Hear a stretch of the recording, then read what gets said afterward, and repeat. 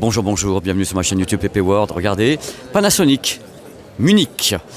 Dans quelques instants, moins de 30 secondes, le show va commencer. On parle bien d'un show. Ce qu'on va voir maintenant, c'est présentation des gammes. Ils sont ici, les speakers. Et dans la présentation des gammes, il va y avoir bien sûr le téléviseur OLED. Parce qu'il est là, je sais, il est par là, j'ai pas le droit de le voir, il y a le poteau devant, mais c'est scandaleux. Donc tout à l'heure dans cette vidéo, on va donc en parler avec Sylvain. Et vous aurez tout ce qu'on peut savoir au moment où, en effet, cette vidéo a été tournée.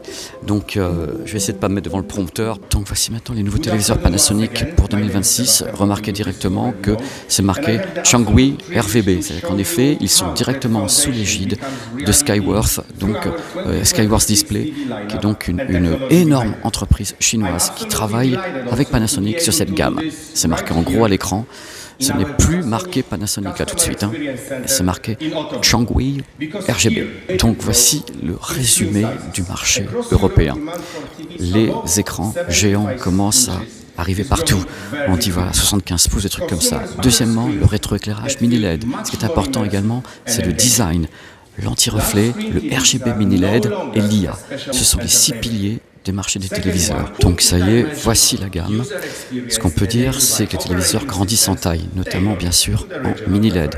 Ils foncent à fond sur le mini LED, à fond. C'est du délire. Et dans l'OLED, il y a en même temps une nouvelle catégorie. Et le plus grand OLED, 77 pouces. Il y a du QLED, du LED et du LED Full HD.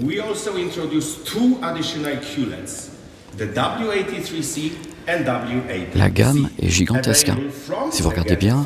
Et il y a du Fire TV, du TiVo, il y a beaucoup de différences dans les gammes. Ce qui est intéressant, c'est de voir que l'anti-reflet arrive sur la plupart des gammes. On va faire le détail, mais la plupart des gammes sont anti-reflet. Voilà. Hein? T'as vu ça? C'est quoi? Je sais pas. Il y a un petit écran là. Tu sais, c'est Windows 98. Windows 98 qui démarre pas sur les prototypes. C'est du prototype, donc c'est pas du tout ce qui devrait arriver. Les technologies du futur. Bon, celui-ci, il n'est pas anti-reflet, par contre. Il est prototype avec un gros son, mais il n'est pas anti-reflet. C'est les produits qui sont montrés ici, mais c'est un peu pour nous appâter, parce qu'on nous a annoncé des trucs du genre avoir une nouvelle organisation, avec une nouvelle stratégie pour le business. Donc pour nous appâter derrière tout ça, ils disent nous on va travailler avec les Chinois, mais on a plein de prototypes, on a plein de trucs. Par contre, ce qui est une réalité, c'est en effet les revêtements anti-reflet. C'est pas une dalle mat, c'est un revêtement anti-reflet. Je fais le présentateur. Bonjour Sylvain. Salut Pépé. Coucou tout le monde. Ça va ?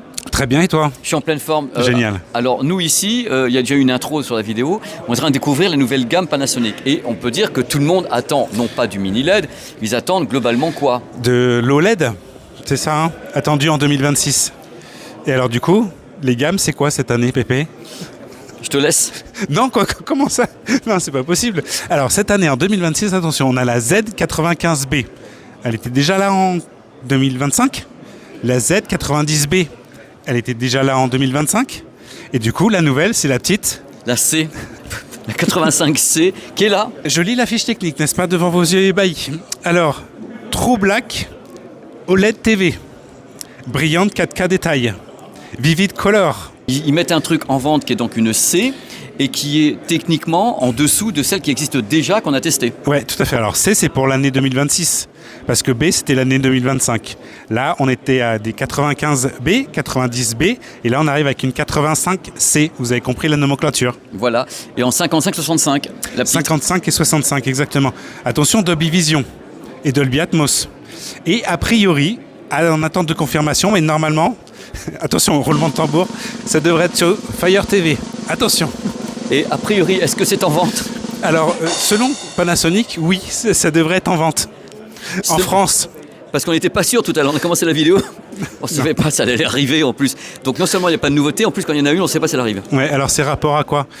Cette nouvelle entité dont tu vas parler ou dont tu as déjà parlé dans une autre vidéo, c'est ça? Ouais, parce que Panasonic TV a été, il y a un partenariat qui s'est créé avec une boîte qui s'appelle officiellement Skyworth Display, et qui prend la main et le temps de l'ajustement, on ne sait pas trop, mais c'est les ingénieurs de Panasonic qui travaillent. C'est rien que des Japonais qui sont ici. Nous, on est des intervenants qui ne sont pas du tout chinois, mais qui disent voilà, il va se passer un truc qui devrait ne pas être ressenti par le consommateur. C'est ce qui a été promis. Oui, a priori, l'idée c'est de maintenir en tous les cas la qualité d'image, la qualité de son dont on peut attendre en fait sur un téléviseur Panasonic. Mais tu as du mini LED à foison en plus. Oui, complètement. Faut que tu changes de truc pour le mini LED. Ah ouais. Sylvain, les mini LED. Alors les mini LED, attention, vous êtes accrochés. Cette année en France, normalement disponible W97C, W95C, W94C, W92C, W91C et W90C. C'est l'année 2026, vous l'avez compris. Et ils ont une particularité C'est le traitement anti-reflet. Attention. qui n'est pas sur l'OLED C. Non, que sur les mini LED. Que sur les mini LED, c'est-à-dire qu'ils sortent un OLED C qui n'est pas avec le traitement anti-reflet, et cette gamme-là est entièrement traitement anti-reflet. Exactement, on a du Dolby Vision dessus, Dolby Atmos. On ne sait pas si ce sera sur Google TV ou sur Fire TV.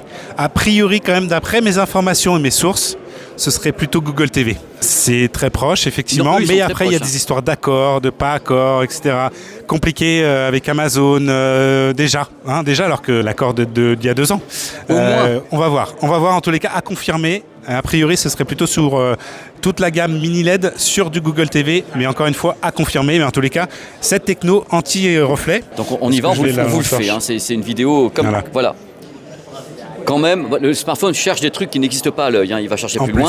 Mais globalement, ça fonctionne. Il faut savoir que là, vous voyez actuellement à l'image tout à l'heure, il y a des prototypes qui ont été présentés également, qui sont justement le fruit de cette alliance avec Skyworth. Et donc, on a un nouveau type d'OLED, on a un anti-reflet plus profond, on a un design que tu as montré tout à l'heure, qui est sur Frandroid, qui est dingue. Ce sont des prototypes qui sont montrés pour bien montrer que ça continue.